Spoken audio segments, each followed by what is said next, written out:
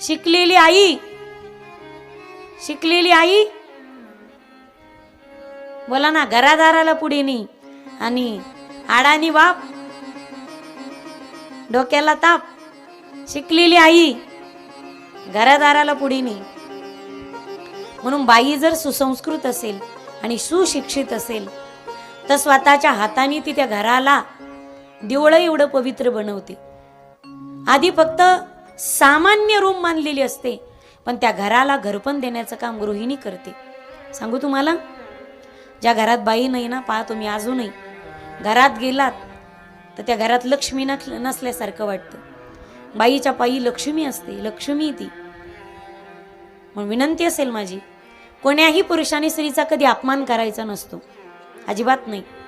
तुम्ही जर वारंवार त्या लक्ष्मीचा अपमान करत असाल तर तुमच्या घरी पैसा कधीच येणार नाही. म्हणून घरची लक्ष्मी